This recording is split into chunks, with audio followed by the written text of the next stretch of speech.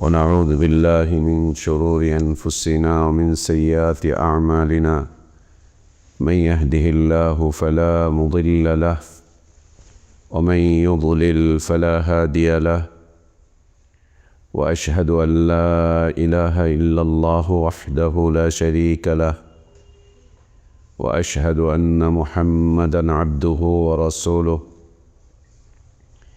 يا أيها الذين آمنوا اتقوا الله حق تقاته ولا تموتن إلا وأنتم مسلمون يا أيها الناس اتقوا ربكم الذي خلقكم من نفس واحدة وخلق منها زوجها وبث منهما رجالا كثيرا ونساء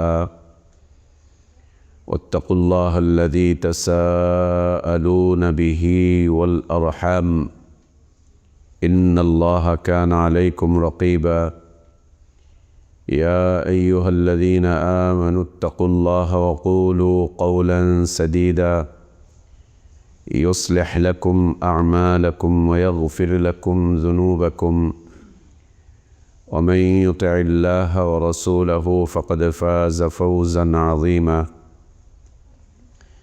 أما بعد فإن خير الحديث كتاب الله وخير الهدي هدي محمد صلى الله عليه وسلم وشر الأمور محدثاتها وكل محدثة بدعة وكل بدعة ضلالة وكل ضلالة في النار اللهم علمنا ما ينفعنا وانفعنا بما علمتنا وزدنا علما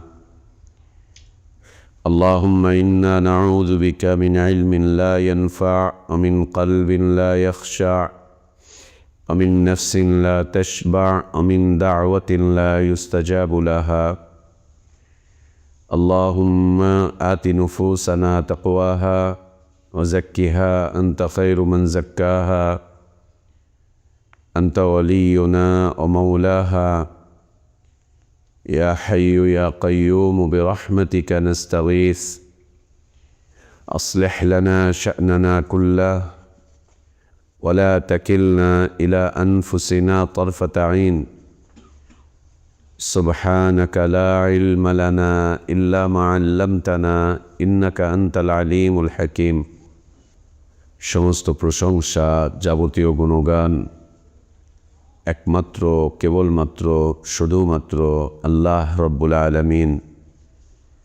আহকামুল হাকিমিন আরহামুর রাহিমিন ইলাহুল আলামিনের জন্য, যিনি আমাদেরকে মুসলিম করে সৃষ্টি করেছেন, যিনি আমাদের জন্য উত্তম হালাল রিজকের ব্যবস্থা করেছেন, যিনি আমাদেরকে বিশুদ্ধ হিদায়াতের পথে আহ্বান জানিয়েছেন, যিনি আমাদেরকে মৃত্যু দিবেন, যিনি আমাদেরকে পুনরায় কিয়ামতের দিন তাঁর সামনে হিসাবের মুখোমুখি করবেন এবং বিশুদ্ধ ঈমান বিশুদ্ধ আমলের ভিত্তিতে যিনি আমাদেরকে নাজাত আর জাযা দান করবেন, সেই আল্লাহরই প্রশংসা, যিনি আমাদেরকে আল্লাহর এই পবিত্র ঘরে মাগরিবের সালাতের পরে এই মুবারক সময়ে দ্বীনি তালিমি মজলিসে অংশগ্রহণ করার তৌফিক দান করেছেন। আলহামদুলিল্লাহ। সালাতু সালাম আমাদের প্রিয় নবী মুহাম্মদুর রাসূলুল্লাহ সাল্লাল্লাহু আলাইহি ওয়া আলিহি ওয়াসাল্লামের প্রতি। আল্লাহ সুবহানাহু ওয়া তাআলা যাকে আমাদের জন্য একক আদর্শ ব্যক্তিত্ব করে পাঠিয়েছিলেন, যার আদর্শ বা সুন্নাতের বাস্তবায়ন করা আমাদের উপরে ফরজ করে দেয়া হয়েছে, যার আদর্শ বা সুন্নাত বাস্তবায়নের মধ্যেই রয়েছে প্রকৃত সফলতা, কল্যাণ, নাজাত এবং আল্লাহর সন্তুষ্টি ও জান্নাত লাভের একমাত্র মাধ্যম।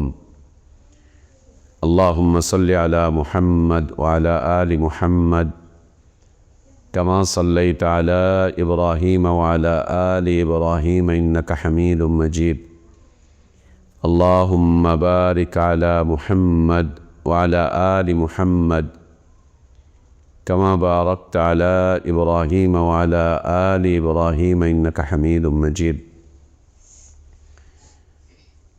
الحمد لله আল্লাহ তাবারক ওয়া তাআলার বিশেষ দয়ায়, তার বিশেষ অনুগ্রহে, তার বিশেষ করুণায় আমরা আল্লাহর পক্ষ থেকে আসা সর্বশ্রেষ্ঠ সর্বশেষ তার পছন্দনীয় দিনটুকু জানতে, বুঝতে, মানতে চেষ্টা করছি।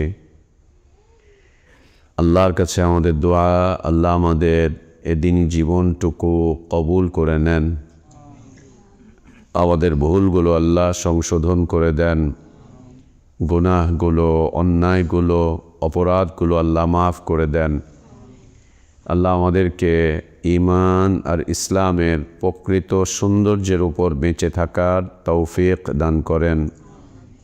ঈমান আর ইসলামের পূর্ণতার উপরেই আল্লাহ আমাদেরকে মৃত্যু দান করেন। সম্মানিত দিনী ভাই এবং বোনেরা, আল্লাহ সুবহানাহু ওয়া তাআলা আমাদের জীবনের সফলতা কামনা করেন, আমাদের জীবনের সফলতা তিনি পছন্দ করেন। তিনি চান আমরা যেন সফল এক জীবন যাপন করতে পারি। এটি তিনি চান, এটি তিনি পছন্দ করেন, এটি তিনি কামনা করেন। আমাদের জীবনের সফলতার যতগুলো দিক এবং কেন্দ্র আছে আল্লাহ সুবহানাহু ওয়া তাআলা তা আমাদের কাছে একদম স্পষ্ট করে তুলে ধরেছেন। সফলতার কোনো বিষয়কে আল্লাহ তাবারক ওয়া তাআলা অস্পষ্ট করেননি, গোপন করে রাখেননি। আল্লাহ সুবহানাহু ওয়া তাআলা আমাদের জীবনের সফলতার সবচাইতে বড় মাধ্যম যা তিনি পছন্দ করে আমাদের জন্য নির্ধারণ করে দিয়েছেন, সেটি হচ্ছে আল্লাহর সন্তুষ্টি অর্জন। সেটি হচ্ছে আল্লাহর সন্তুষ্টি অর্জন।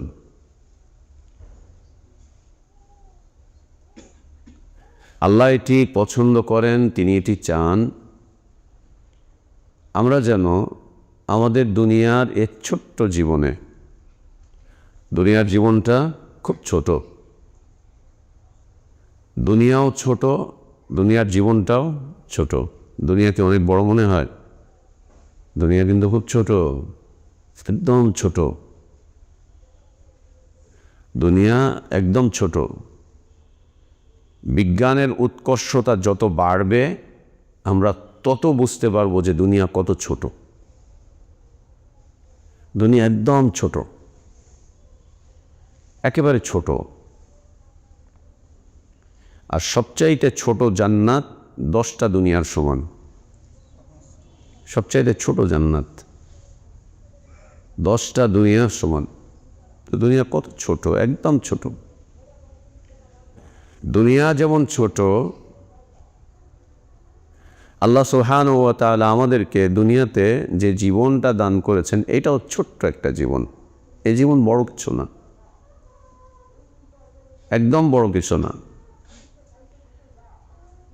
আমরা যদি হিসাব নিকাশ করি তাহলে আমরা দেখব যে দুনিয়াতে আমরা হয়তোবা সর্বোচ্চ 10 থেকে 15 বছর দুনিয়া ভোগ করছি, বাকিটা আমরা ভোগ করতে পারিনি। দুনিয়ার এই জীবন যদি আমরা 60 থেকে 70 বছর বয়সও পাই তাহলে আমরা দেখব যে দুনিয়ার জীবন আমরা ভোগ করেছি মাত্র 10 থেকে 15 বছর, মাত্র। বাকিটা এমনিই নষ্ট হয়েছে, ফেলে গেছেন এমনিতেই, বাকিটা শেষ। ভোগ করেছি মাত্র 10 থেকে 15 বছর, তাও না, তার চাইলেও কম হতে পারে।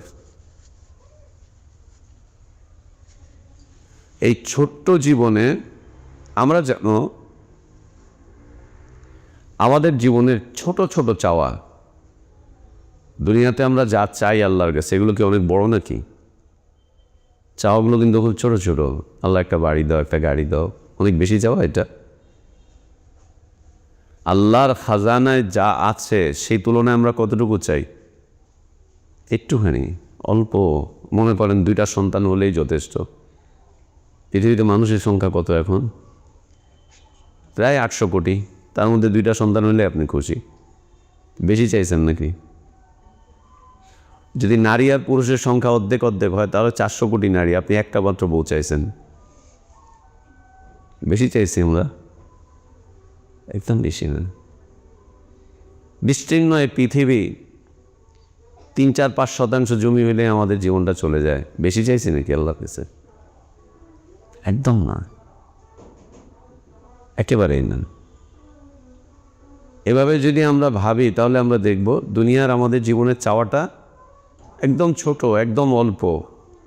কিন্তু এই অল্প চাওয়াটাকে পাওয়ায় পরিণত করতে গিয়ে আমরা যেটা ক্ষতি করছি, সেটা হচ্ছে আল্লাহকে রাগিয়ে দিচ্ছি, আল্লাহকে অসন্তুষ্ট করে ফেলছি, আল্লাহকে নাখোশ করে ফেলছি, আল্লাহর অবাধ্য হয়ে যাচ্ছি।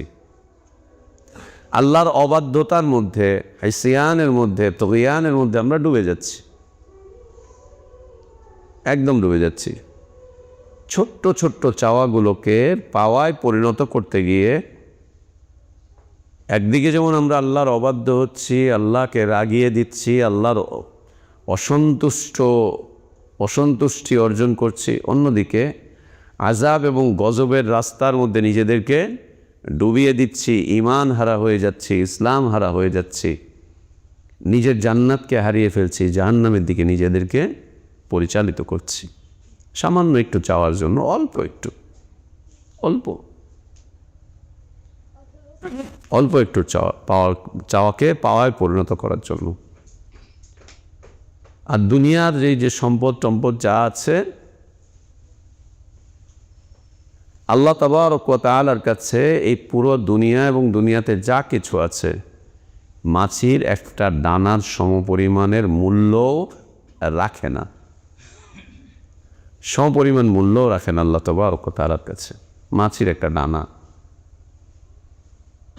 এর সমপরিমাণ মূল্য না আল্লাহর কাছে। আল্লাহ নবী সাল্লাল্লাহু আলাইহি ওয়া আলিহি ওয়াসাল্লাম বলছেন, লাউ কানাতিদ দুনিয়া ইনদাল্লাহ জানাহা বাউদা,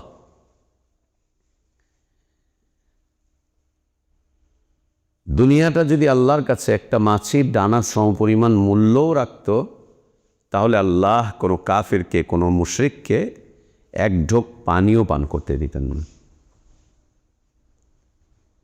বুঝেন তো দুনিয়ার চাওয়াটা তাহলে কি হতে পারে? আপনি যদি পুরো দুনিয়াও আল্লাহর কাছে চান, তাহলে কতটুকু চাইলেন? মাছির একটা ডানার সমপরিমাণ, তার চাইতেও কম, তার চাইতেও কম। পুরো দুনিয়া যদি চান, সেই জায়গায় আমরা পুরো দুনিয়া তো চাইনি, সামান্য একটুখানি চাওয়াকে পাওয়ায় পরিণত করতে গিয়ে যে বিশাল ক্ষতি আমাদের হয়ে যাচ্ছে, সেটা হচ্ছে আমরা আমাদের আল্লাহকে রাগিয়ে ফেলছি, আমরা আমাদের রবকে, মালিককে অসন্তুষ্ট করে ফেলছি, তার অসন্তুষ্টির মধ্যে আমরা ডুবে যাচ্ছি। তার অসন্তুষ্টির মধ্যে ডুবে গিয়ে আমরা আমাদের জীবনের সফলতাকে হারিয়ে ফেলছি, আমরা আমাদের জীবনের পাওয়া, প্রকৃত যে পাওয়া, সেটাকে আমরা নষ্ট করে ফেলছি, আল্লাহর আযাব এবং গজবের দিকে আমরা এগিয়ে যাচ্ছি, আমাদের জীবনের মূল উদ্দেশ্য থেকে আমরা দূরে সরে যাচ্ছি। আল্লাহ আমাদেরকে হেফাজত করেন। নাসালুল্লাহ আল আফিয়াত ওয়াস সালাম। আল্লাহ আমাদেরকে হেফাজত করেন। সম্মানিত উপস্থিতি, আল্লাহ তাবারক ওয়া তাআলা তিনি চান, তিনি কামনা করেন, তিনি পছন্দ করেন আমরা যেন তাকে সন্তুষ্ট করি, তার সন্তুষ্টি যেন আমরা অর্জন করি। আর তার সন্তুষ্টি অর্জন করতে গিয়ে দুনিয়ায় আমাদের এই যে ছোট্ট ছোট্ট চাওয়াগুলো আছে, এই ছোট্ট ছোট্ট চাওয়াগুলোকে যেন আমরা কখনো কখনো কোরবানি করে দেই, উৎসর্গ করে দেই।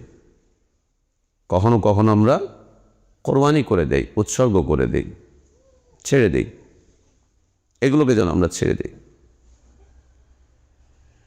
আল্লাহ তাবারক ওয়া তাআলা তার সন্তুষ্টির অনেকগুলো মাধ্যম রেখেছেন, অনেকগুলো পথ রেখেছেন, অনেকগুলো পথ। কিছু কিছু মাধ্যম বা পথকে আল্লাহ তাবারক ওয়া তাআলা আমাদের উপরে ফরজ করে দিয়েছেন, যেমন 5 ওয়াক্ত সালাত ফরজ, রমাদানের সিয়াম ফরজ, বছরে একবার মালের যাকাত দেওয়া ফরজ, আল্লাহ ফরজ করে দিয়েছেন। অর্থের সঙ্গতি থাকলে, রাস্তা নিরাপদ হলে বাইতুল্লাহর হজ করাকে আল্লাহ ফরজ করেছেন। এরকম কিছু বিষয়কে আল্লাহ তাবারক ওয়া তাআলা আমাদের উপরে ফরজ করে দিয়েছেন।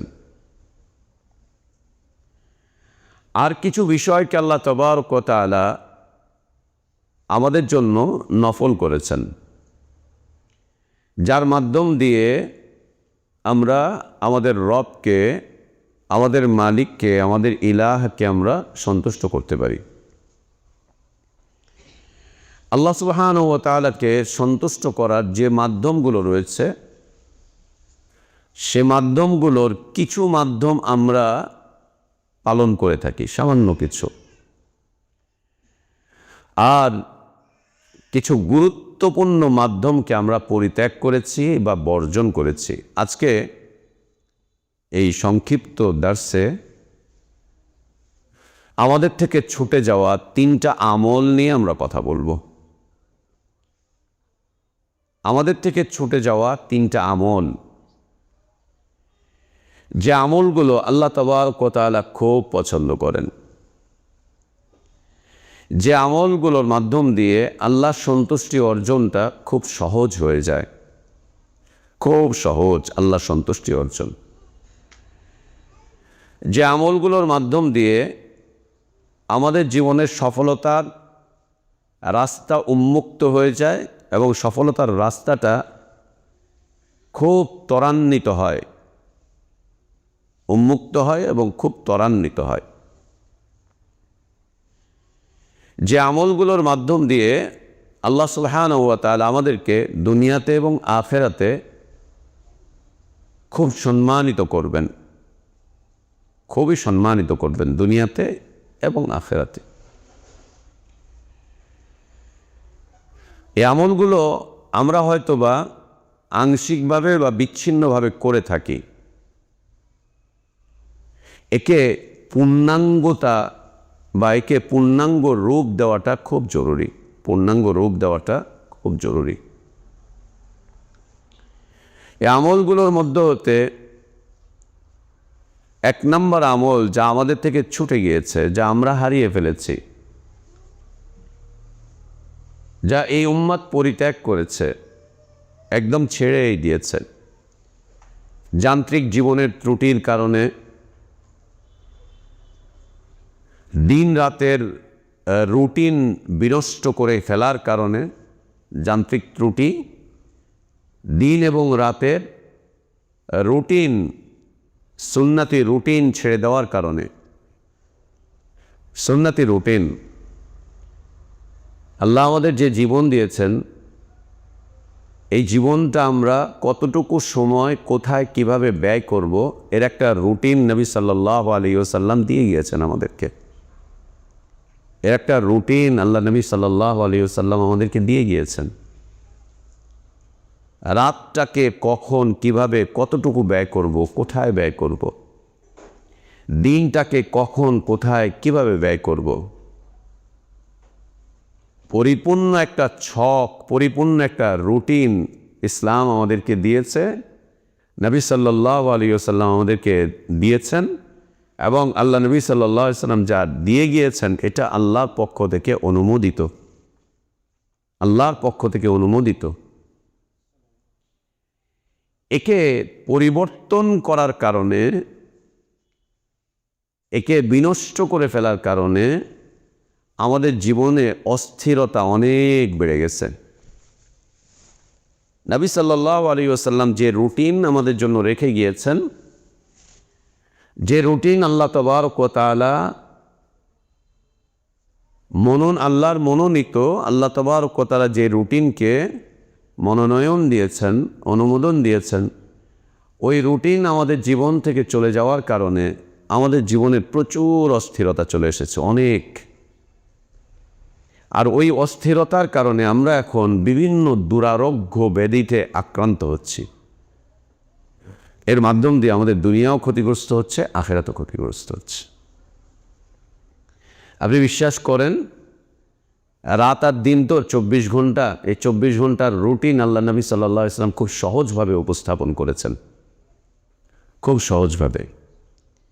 দুনিয়া এবং আখিরাতের সফলতার যে রুটিন নবী সাল্লাল্লাহু আলাইহি ওয়াসাল্লাম দিয়েছেন, একে পিছনে ফেলে, একে পরিত্যাগ করে আমরা যতই আগাবার চেষ্টা করছি, আমরা ব্যর্থতার দিকে চলে যাচ্ছি।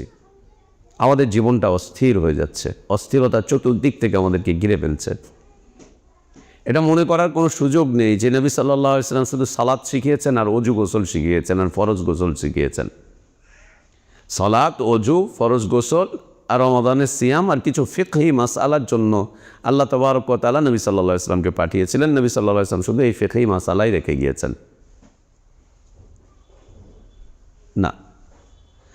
এটাও মনে করার সুযোগ নেই যে আল্লাহ নবী সাল্লাল্লাহু আলাইহি ওয়াসাল্লাম শুধু হানাহানি, মারামারি, কাটাকাটি, দাঙ্গা ফাসাদের করার মতো একটা দিন আর একটা ধর্ম আমাদেরকে, একটা দিন আমাদের কাছে রেখে গিয়েছেন, যেটা দিয়ে আমরা খালি দাঙ্গা, হাঙ্গামা, ফাসাদ, পরস্পরের প্রতি পরস্পরের কাদা ছোড়াছড়ি, পরস্পরের প্রতি পরস্পরের কুফরি ফতোয়া, এই সেই পরস্পর থেকে পরস্পরের বিচ্ছিন্নতা, এগুলোই আল্লাহ নবী সাল্লাল্লাহু আলাইহি ওয়াসাল্লাম আমাদের কাছে রেখে গিয়েছেন। এরকম বিলকুল না।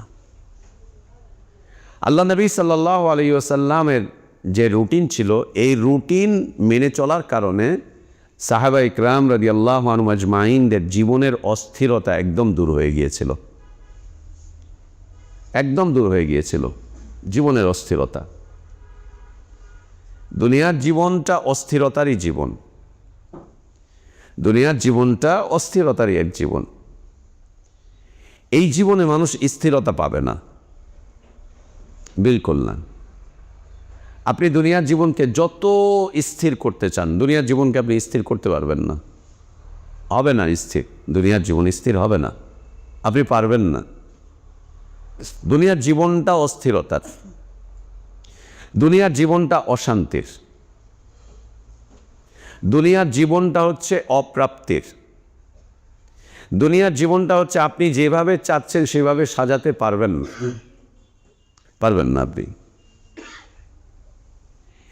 এখানে স্থিরতার একটাই মাত্র মাধ্যম, সেটা হচ্ছে রাসূলুল্লাহ সাল্লাল্লাহু আলাইহি ওয়াসাল্লামের রেখে যাওয়া রুটিন মেনে চলা, তার রেখে যাওয়া রুটিন মেনে চলা। কিভাবে আপনি জীবনযাপন করবেন, রাত দিন কিভাবে আপনি কাটাবেন, তার রেখে যাওয়া রুটিন। এই রুটিন ফলো করার কারণে পৃথিবীর বড় বড় অস্থির মানুষগুলো, কাফের মুশরিকদের বড় বড় নেতাদের অস্থিরতা, এ সব মিটে গিয়েছিল। আল্লাহ সব মিটিয়ে দিয়েছিলেন, সব মিটে গিয়েছিল। জীবনের অস্থিরতা মিটাবার জন্য নবী সাল্লাল্লাহু আলাইহি ওয়াসাল্লামের রেখে যাওয়া রুটিনকে মেনে চলা। আল্লাহ আমাদেরকে তৌফিক দান করেন। তো ছুটে যাওয়া কিছু আমল, হারিয়ে যাওয়া কিছু আমল, যে আমলগুলোকে ফিরিয়ে আনা, একে পুনর্জীবন দান করা খুব জরুরি। আমলকে পুনর্জীবন দান করা, পুনর্জীবন, আমলকে আবার জীবন দেওয়া যায়? জি। হারিয়ে যাওয়া কিছু আমল যা রাসূলুল্লাহ সাল্লাল্লাহু আলাইহি ওয়াসাল্লামের সুন্নাহর মধ্যে ছিল, এবং আল্লাহ নবী সাল্লাল্লাহু আলাইহি ওয়াসাল্লাম বলছেন, মান আহইয়া সুন্নাতান মিন সুন্নতি ফাউমিলা বিহা বাদা, যে ব্যক্তি আমার কোনো মৃত সুন্নাতকে জীবিত করবে, উজ্জীবিত করবে, প্রাণ দিবে। যে ব্যক্তি আমার কোনো মৃত সুন্নাতকে, যে সুন্নাত মরে গিয়েছে, যে সুন্নাত হারিয়ে গিয়েছে, যে সুন্নাত মানুষের কাছে অপরিচিত হয়ে গিয়েছে, যে সুন্নাত মানুষ এখন আর চিনে না, আমার এমন কোনো সুন্নাতকে যে ব্যক্তি প্রাণ দিবে, পুনর্জীবিত করবে। কিভাবে প্রাণ দেয়, কিভাবে পুনর্জীবিত করে? আমলের মাধ্যম দিয়ে। যে ব্যক্তি এই কাজটা করবে, আমার সুন্নাতকে জিন্দা করবে, পুনর্জীবন দিবে, এই পুনর্জীবন দেওয়ার মাধ্যম দিয়ে সে একে জিন্দা করলো, আর এই লোকেকে জিন্দা করার পরে আরো অনেক মানুষ একে আমলে নিয়ে চলে আসলো, অনেক মানুষ একে আমলে নিয়ে চলে আসলো, আমল করতে শুরু করলো। নবী সাল্লাল্লাহু আলাইহি ওয়াসাল্লাম বলছেন, এই জীবনদানকারী ব্যক্তি, সুন্নাতকে জীবনদানকারী ব্যক্তি, সে নিজের আমলের সওয়াব তো পাবেই, কিয়ামত পর্যন্ত যত মানুষ এর উপরে আমল করবে প্রত্যেকের সমপরিমাণ আজর বা সওয়াব আল্লাহ ব্যক্তিকে দান করবেন, প্রত্যেকের সমপরিমাণ। কারোটাই আল্লাহ তাবারক ওয়া তাআলা কমাবেন না, কারোটাই আল্লাহ তাবারক ওয়া তাআলা কমাবেন না। আপনি একটা সুন্নাতকে জিন্দা করছেন যেটা আপনার এলাকার কেউ চিনত না, জানতো না, আপনি জিন্দা করলেন, জিন্দা করার সওয়াব পাবেন, এবং যত মানুষ আপনার এই জিন্দা করা সুন্নাতের উপরে নিজের জীবনকে প্রতিষ্ঠা করবে প্রত্যেকের আমলের সমপরিমাণ সওয়াব আল্লাহ তাবারক ওয়া তাআলা আপনাকে দান করবেন, প্রত্যেকের। অন্যদিকে আল্লাহ নবী সাল্লাল্লাহু আলাইহি ওয়া আলিহি ওয়াসাল্লাম বলছেন, যে ব্যক্তি কোনো বাজে রীতিনীতিকে চালু করবে, কোনো বাজে রীতিনীতি, বাজে সুন্নাতকে চালু করবে, কোনো বাজে একটা কাজকে চালু করবে, একটা বাজে রীতিনীতি, জাহেলিয়াত বা বাজে একটা সুন্নাত কিভাবে জিন্দা হয় জানেন? প্রকৃত সুন্নাত যখন হারিয়ে যায় তখন সেই জায়গাটা দখল করে কে? বাজে একটা রীতিনীতি সেই জায়গাটা দখল করে নেয়, বাজে একটা রীতিনীতি তখন সেই জায়গাটা দখল করে নেয়, এই জায়গাটা এসে তখন অন্য কিছু দখল করে, অন্য কিছু।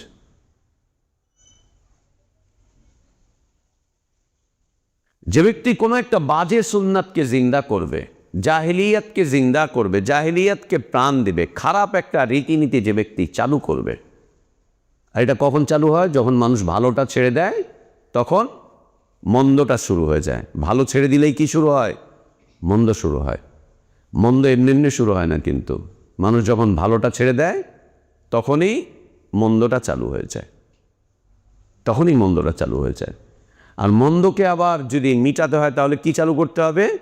ভালোটাকে চালু করতে হবে। মন্দটা এমনিতেই মিটে যাবে, এমনিতেই মন্দ মিটে যাবে, আর কিচ্ছু আন্দোলন করা লাগবে না, সংগ্রাম করা লাগবে না, ভোটও দেওয়া লাগবে না।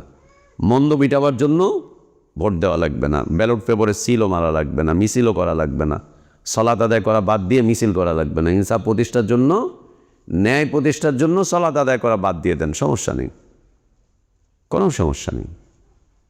ন্যায় প্রতিষ্ঠা করার জন্য কোরআন পড়া বাদ দেন, ন্যায় প্রতিষ্ঠা করার জন্য জিকির আজকারকে বাদ দিয়ে দেন, কোনো সমস্যা নেই।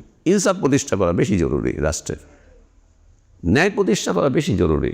আল্লাহর হুকুম প্রতিষ্ঠা করা নিজের জীবনে কোনো প্রয়োজন নেই, কোনো প্রয়োজন নেই। লা ইলাহা ইল্লাল্লাহ। মানুষের মূর্খতা এত চরমে পৌঁছাতে পারে, এত নিচে নামতে পারে মূর্খতা। নবী সাল্লাল্লাহু আলাইহি ওয়াসাল্লাম বলছেন, অমান সান্না সুন্নাতান সাইয়্যাতান, যে ব্যক্তি কোনো মন্দের প্রচলন ঘটাবে, কোনো মন্দকে যে ব্যক্তি জিন্দা করবে, ফাউমিলা বিহা বাদাহু, সেই মন্দের উপরে যখন আমল করা হবে, যত মানুষ এই মন্দের উপরে আমল করবে প্রত্যেকের সমপরিমাণ গুনাহ আল্লাহ ওই ব্যক্তির কাঁধে চাপিয়ে দিবেন যে ব্যক্তি এটাকে শুরু করে গেল, যে ব্যক্তি শুরু করে গেল। নির্বাচনী হানাহানি, মারামারি, এই যে যা খুনাখুনি যা দেখতে পাচ্ছি, এক একটা নির্বাচন 5 বছর পর পর আসার আগে পরে যে কত শত মানুষের মৃত্যু, এই শয়তানি আর বদমাইশি যে বেটা শুরু করেছে, যত দিন এই বদমাইশি চলবে সব বদমাইশির বোঝা ওকে নিতে হবে। সে এখন হুজুর হোক, পাগড়িওয়ালা হোক, আমির সাহেব হোক, আর এই ধারি সেই ধারি হোক, যেই হোক না কেন সব নিতে হবে ওকে, যেটাকে চালু করেছে ওকেই নিতে। সবাই পাবে, তার সাথে সাথে ও পাবে, ওকে সমপরিমাণ দেওয়া হবে। তো আল্লাহ তাবারক ওয়া তাআলা তাকে সন্তুষ্ট করার অনেকগুলো মাধ্যম রেখেছেন।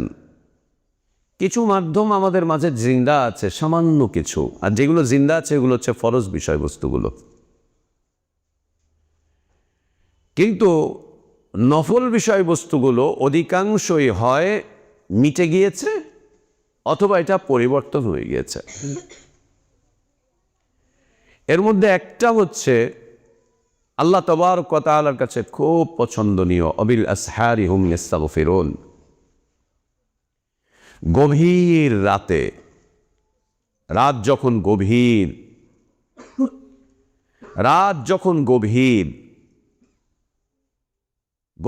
রাত, সেই সময় আল্লাহর কাছে ক্ষমার প্রার্থনা করা। রাত যখন গভীর, সেই সময় আল্লাহর কাছে ক্ষমার প্রার্থনা করা, এবং ক্ষমার প্রার্থনা করতে করতে ফজর করে দেওয়া, একদম ফজর করে দেওয়া, ক্ষমার প্রার্থনা করতে করতে, ইস্তেগফার করতে করতে। রাত যখন গভীর, এই গভীর রাতে সবাই যখন ঘুমিয়ে, সবাই যখন নিজেকে নিয়ে ব্যস্ত, এই গভীর রাতে ইস্তেগফার করতে থাকা, ইস্তেগফার করতে করতে ফজর করে দেওয়া, ফজর করে দেওয়া। এই সম্পর্কে কোরআনুল কারীমে আল্লাহ তাবারক ওয়া তাআলা বেশ কয়েকটি আয়াত নাজিল করেছেন, যে রাত গভীর যখন হয় তখন থেকে এরা আল্লাহর সান্নিধ্যে প্রবেশ করার চেষ্টা করে, আল্লাহর কাছে কিছু তলব করতে চেষ্টা করে, কিছু চাইতে চেষ্টা করে, আল্লাহর থেকে কিছু নিতে চেষ্টা করে,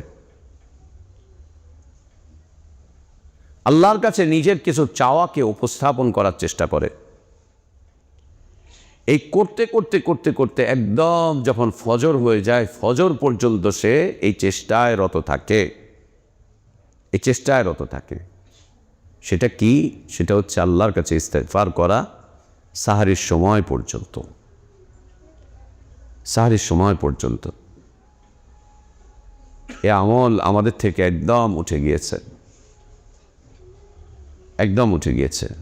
রমাদানুল মুবারকে আমরা সাহারি খেতে উঠে কোনো রকম কুল্লি করে হাত মুখ ধুয়ে 4টা পেটে ভাত দিয়ে তাড়াতাড়ি করে আমরা শেষ করে দিই। সাহারির এই সময়ের ইস্তেগফার আল্লাহর কাছে খুব পছন্দের। নবী রাসূলগণ সাহারির এই সময় ইস্তেগফার করতেন, খুব ইস্তেগফার করতেন। এই সময়টা নবী রাসূলগণ, আল্লাহর প্রিয় বান্দাগণ সাহারির এই সময় খুব ইস্তেগফার করতেন। আর যেটা শুরুতেই বলেছিলাম যে যান্ত্রিক এই জীবনের কারণে জীবনের রুটিনগুলো পরিবর্তন করে ফেলার কারণে আমাদের জীবন থেকে এই সুন্দর একটি আমল হারিয়ে গিয়েছে। আমাদের জীবন থেকে। সেটা হচ্ছে গভীর রাতে আল্লাহর কাছে ইস্তেগফার করা এবং আল্লাহর কাছে ক্ষমার প্রার্থনা করতে করতে ফজর করে দেওয়া। এই আমল বাস্তবায়ন করা সম্ভব হবে না যদি না আমরা আমাদের জীবনে রাসূলুল্লাহ সাল্লাল্লাহু আলাইহি ওয়াসাল্লামের রেখে যাওয়া রুটিনকে নিয়ে আসি। তার রুটিন না আনলে পরে আমরা এইটা আদায় করতে পারবো না, এই কাজটুকু করতে পারবো না। আপনি দিনে রাতে যে কোনো সময় আল্লাহর কাছে ইস্তেগফার করতে পারেন, যে কোনো সময় করতে পারেন, যখন তখনই আল্লাহর কাছে বলতে পারেন।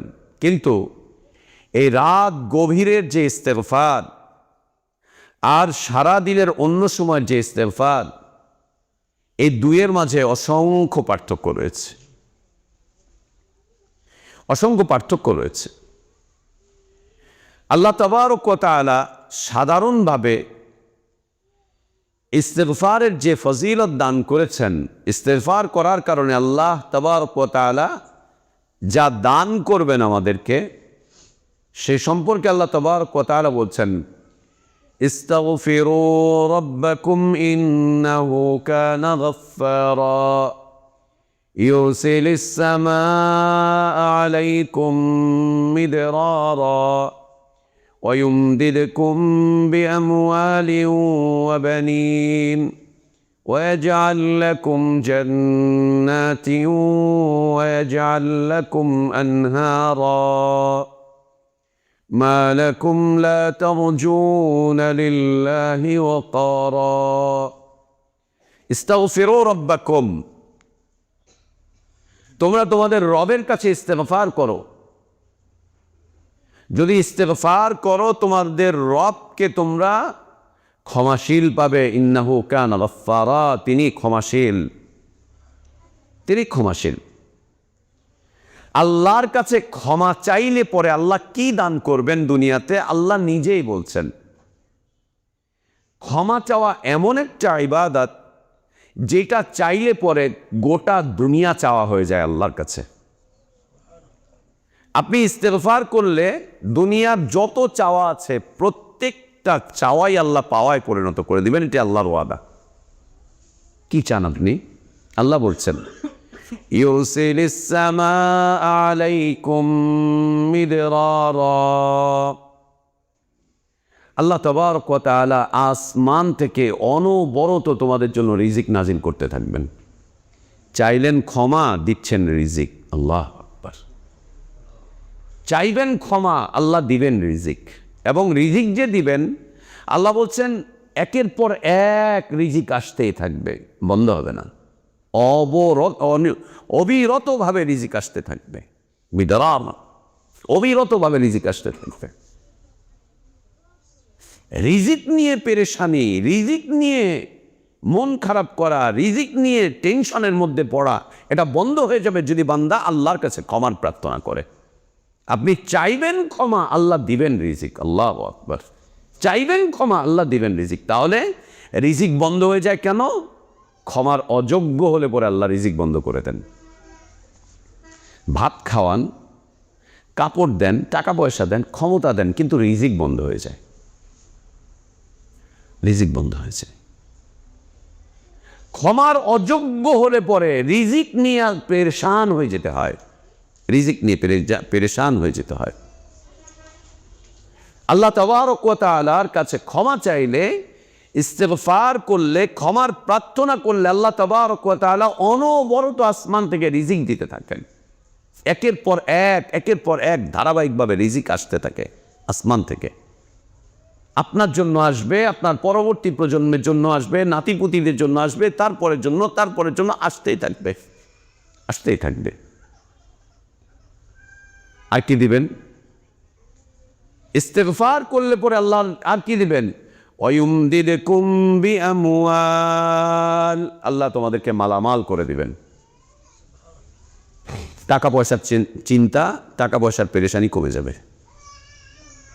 তার মানে আল্লাহ এত ধনাঢ্যতা দিবেন যে তোমাদের থেকে দারিদ্রতা মিটে যাবে।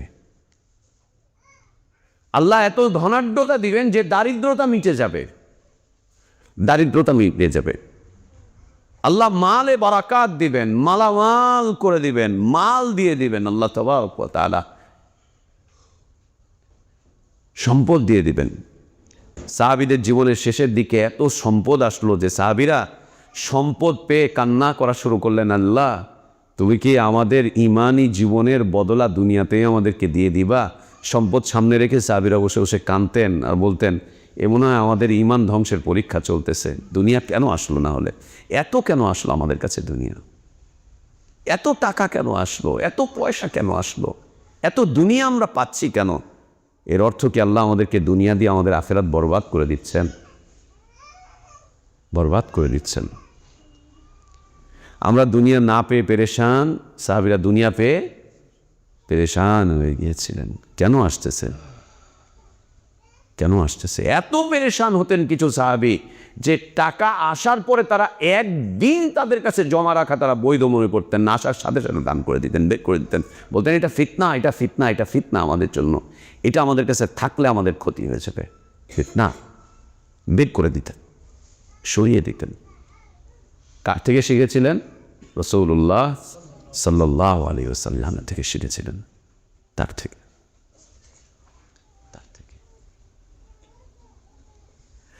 রাষ্ট্রের এত শত সম্পদ থাকার পরেও ফকিরের মতো গাছতলায় শুয়ে থাকতেন ওমর ইবনুল খাত্তাব রাদিয়াল্লাহু আনহু, ফকিরের মতো। এত কিছু থাকার পরেও নিজে একটা কাপড় সেলাই করে ওইটা দিয়ে অর্জিত টাকা দিয়ে সংসার চালাতেন আবু বকর সিদ্দিক রাদিয়াল্লাহু আনহু। কিচ্ছু নিতেন না রাষ্ট্রের থেকে, কিচ্ছু নিতেন না। ইস্তেগফার করলে পরে আল্লাহ মালে বারাকাত দান করেন, মাল আসতে থাকে, বারাকাত পূর্ণ মাল, যে মালে বারাকাত থাকবে আল্লাহ দিতে থাকেন, আল্লাহ দিতে থাকেন। ইস্তেগফার করলে পরে আল্লাহ দিতে থাকেন। আর কি? ওয়াবানিন, আল্লাহ সন্তান সন্ততি দান করতে থাকেন। এইটা নিয়ে আমাদের অবজেকশন আছে, আল্লাহ বেশি বলাবান দিও না, কেমনে খাওয়ামো, কই রাখো, লালন পালন করতে পারি কিনা, হ্যাঁ, খালি পোলাপান নিলেই হবে, মানুষ করতে হবে না, খালি বাচ্চা কাচ্চা নিলেই হবে, মানুষ করা লাগবে না, খাওয়া দাওয়া দেওয়া লাগবে না, ফকিরের মতো রাস্তায় ছেড়ে দিবেন, এই করবেন সেই করবেন। সুবহানাল্লাহ, কোত্থেকে যে এই শয়তানি আমাদের মাথার মধ্যে ঢুকিয়ে দিল। একসময় কাফের মুশরিকরাও আল্লাহর কাছে অনেক সন্তান চাইত, তারা তাদের সন্তানের উপরে শুকরিয়া আদায় করতো যে আমার এতগুলো সন্তান। আর আমরা এখন সন্তানের কথা শুনলে ভুরু কুচকাই, বউ প্রেগনেন্ট হয়েছে এটা শুনলেই মাথা খারাপ হয়ে যায়, স্ত্রী প্রেগনেন্ট হয়েছে শুনলেই মাথা খারাপ হয়ে যায়, শুনলেই মাথা খারাপ হয়েছে। মেয়েকে বিয়ে দিয়েছে, মেয়ে প্রেগনেন্ট হয়েছে, শুনেই মেয়ের মায়ের মাথা খারাপ, ওর নানির মাথা খারাপ। কি রে, ঘটনা কি? একটার পর একটা সিরিয়াল, আর কত জামাইরে গিয়ে বলে আমার বুয়াইয়াটার কি মাইরা আলাইবা নাকি, মেরে ফেলবা নাকি, যেটা কামাই করে দিয়ে পানি গরম হয় না, বাজার করবা কি, খাওয়াইবা কি। ইন্না লিল্লাহি ওয়া বানিন, আল্লাহ চক্ষু শীতলকারী সন্তান দিবেন, বাবার মান সম্মান বৃদ্ধিকারী সন্তান দিবেন, বাবার মুখ উজ্জ্বলকারী সন্তান দিবেন, সন্তান দিবেন বাবার মুখ উজ্জ্বলকারী, চক্ষু শীতলকারী সন্তান আল্লাহ তাবারক ওয়া তাআলা দান করবেন। এমন সন্তান দিবেন যে সন্তান আপনার পেরেশানির কারণ হবে না, আপনার পেরেশানির কারণ হবে না, আপনার পেরেশানির কারণ হবে না যে সন্তান। আল্লাহ যেন আমাদেরকে এমন সন্তানই দান করেন, আমিন। এরকম সন্তানই আল্লাহর কাছে আমরা চাই, যে সন্তান আমাদের পেরেশানির কারণ যেন না হয়। আজ আমাদের বাবারা সন্তানদেরকে নিয়ে কত পেরেশান, রাস্তা দিয়ে যখন যায় বাবা মাথাটা নিচু করে যায়, কেন? পোলা ওই এলাকায় অকারেজ করেছে, ছেলে সেই এলাকায় অকারেজ করেছে, ছেলে মা বাবার গোষ্ঠীর মান শেষ করে দিয়েছে, শেষ করে দিয়েছে, মাথা নিচু হয়ে যায়, মাথা হ্যাঁট হয়ে যায় সন্তানদের কারণে। আল্লাহ তাবারক ওয়া তাআলা চক্ষু শীতলকারী সন্তান দান করবেন, মান মর্যাদা বৃদ্ধিকারী সন্তান দান করবেন, সাদাকা জারিয়া সন্তান দান করবেন। এমন সন্তান দিবেন যে সন্তান এর মাধ্যম দিয়ে বাবা আল্লাহর জান্নাতে প্রবেশ করে, যে সন্তানের মাধ্যম দিয়ে বাবা আল্লাহর জান্নাতে প্রবেশ করে।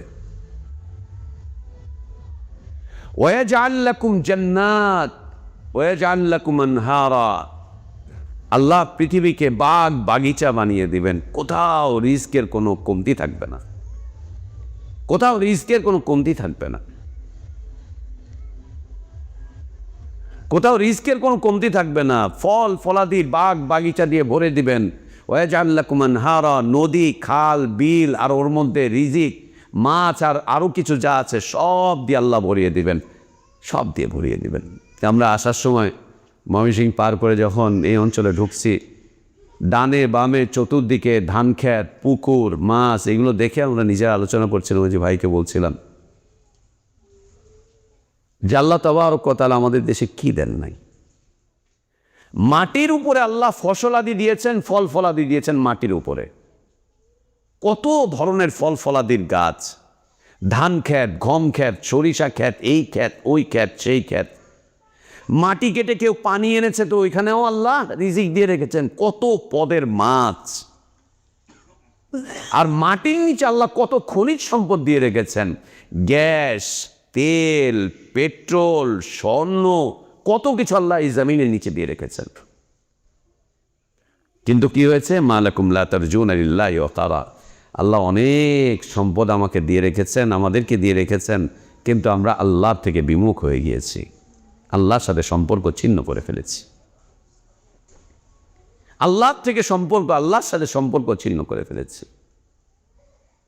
রিস্কের অভাব নেই এদেশে, এই দেশে রিস্কের অভাব নেই। আপনি বিশ্বাস করেন, এই দেশের মানুষ যদি শুধু আল্লাহর সাথে সম্পর্ক গড়তে পারে, এদেশের একটা মানুষকে বিদেশে যে কামলা দিতে হবে না। আল্লাহ এত সম্পদ এই দেশে দিয়েছেন, শুধু আল্লাহর সাথে সম্পর্ক করা লাগবে, আর কিচ্ছু না।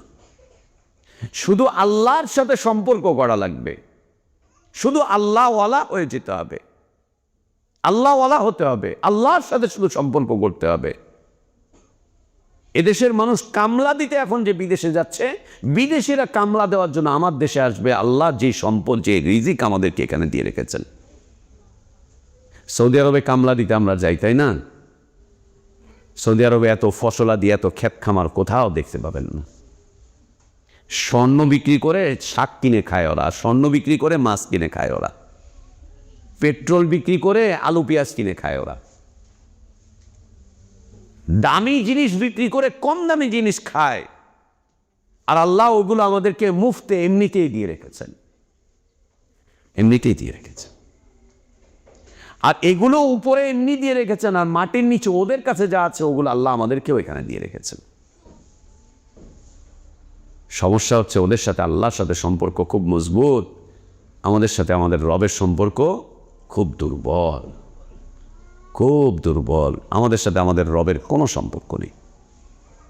আল্লাহ বলছেন মা লাকুম লা তারজুনা লিল্লাহি ওয়াকারা। কি হলো তোমাদের? কেন মুখ ফিরিয়ে নাও তোমরা তোমাদের রব থেকে, আল্লাহ থেকে? কেন? আল্লাহ তাবারক ওয়া তাআলা আরো বলছেন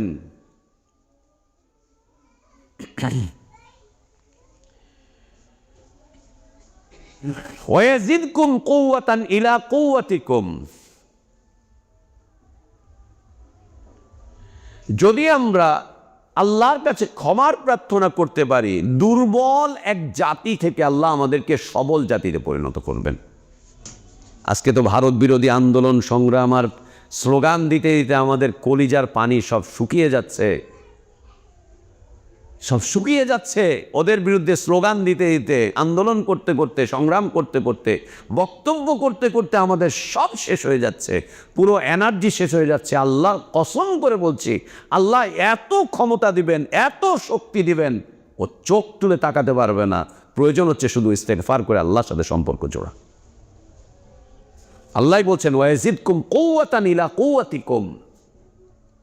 তোমাদের যে শক্তি আছে এই শক্তিকে আল্লাহ অনেক গুণ বাড়িয়ে দিবেন, এত বাড়িয়ে দিবেন, এত বাড়িয়ে দিবেন, চোখ তুলে তাকাবার সময় হবে না, ওদের সাহস হবে না চোখ তুলে তাকাবার। পৃথিবীর কোনো শক্তির সাহস হবে না চোখ তুলে তাকায় মুসলিমদের দিকে, হবে না।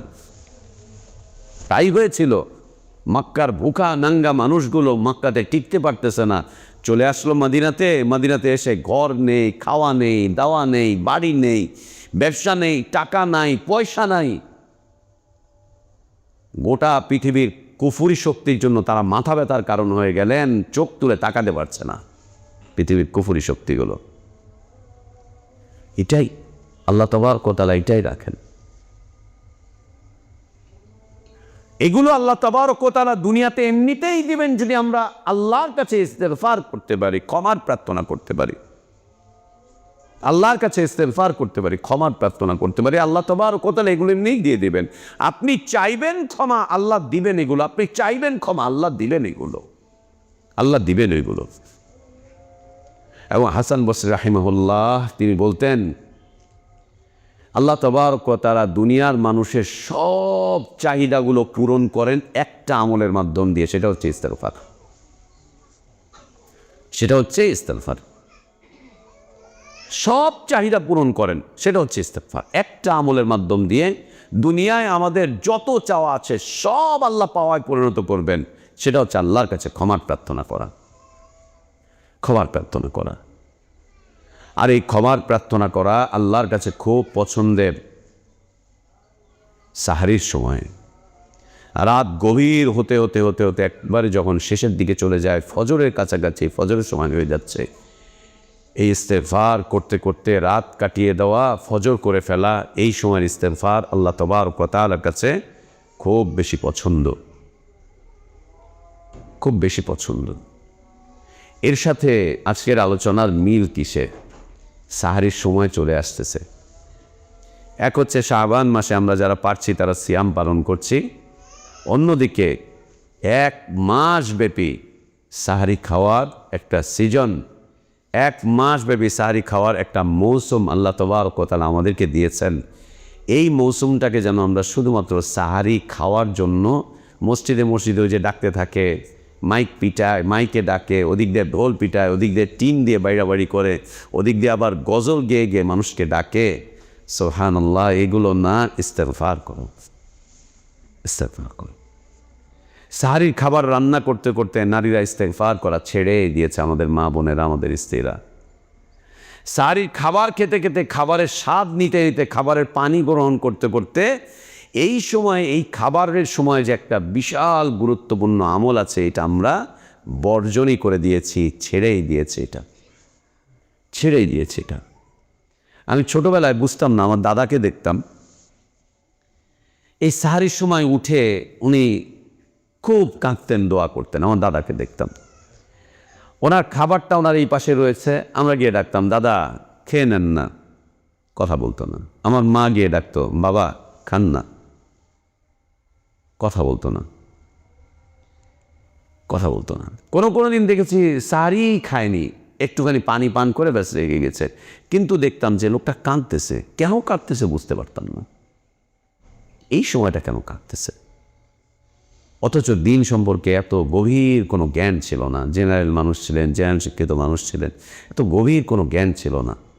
তার মানে এই আমল তাদের কাছে ছিল, এই আমলটা তাদের কাছে ছিল। ঠিক সেই আমলটা আমি আমার বাবার কাছে দেখেছি, আমার দাদার রেখে যাওয়া এই আমল। অনেক পরে এসে হাদিস পড়ে দেখলাম যে এই আমল তো নবী রাসূলদের ছিল, এই আমল তো সালাফে সালেহীনদের ছিল, তারা এই আমলের সাথে যুক্ত ছিলেন। আমরা এই আমলকে বরবাদ করে দিয়েছি, ছেড়ে দিয়েছি, একদম ছেড়ে দিয়েছি, এই আমলকে পরিত্যাগ করেছি আমরা। আসি, রমাদান চলে এসেছে একদম কাছাকাছি, এই একটা সুন্নাতকে আমরা আবার জিন্দা করা শুরু করি। সাহারি মানে শুধু খাওয়ার নাম নয়, সাহারির সময় উঠা মানে শুধু খাবারের জন্য উঠা নয়, সাহারির সময়ের এই সময়টাকে আমরা কাজে লাগাই, আমরা আমাদের রবের কাছে কিছু ক্ষমার প্রার্থনার জন্য একটু সময় রাখি। এই সময় একটু সময় রাখি, আধা ঘন্টা লাগিয়ে না খেয়ে 5-7 মিনিটের মধ্যে খাওয়া শেষ করে আমরা আমাদের রবের কাছে একটুখানি হাত তুলি, আমরা আমাদের রবের কাছে একটু সিজদায় পড়ে রবকে আমাদের কথাগুলোকে একটু বলি যে রব আর কিছু দাও না দাও, আমাদেরকে একটু ক্ষমা করে দিও। আল্লাহ আর কিছু পাই না পাই তোমার ক্ষমা চাই, আল্লাহ কিছু দাও আর না দাও, কি দিবা, আমার রিজিকে কি আছে, আমার তাকদীরে কি আছে আল্লাহ তুমি জানো, কিন্তু আমাকে একটা বিষয় থেকে মাহরুম করো না আল্লাহ, সেটা হচ্ছে তোমার মাগফিরাত থেকে মাহরুম করো না আল্লাহ, তোমার মাগফিরাত থেকে মাহরুম করো না আল্লাহ, তোমার মাগফিরাত থেকে মাহরুম করো না। সাহারির এটা একটা বড় আমল।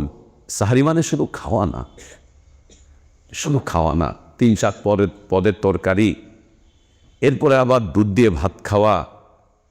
সাহারি না খেলে কীভাবে সিয়াম রাখবা, কীভাবে এটা করবা, সারাটা দিন কীভাবে কাটবে, এই পেরেশানি আমাদের সালাফদের ছিল না।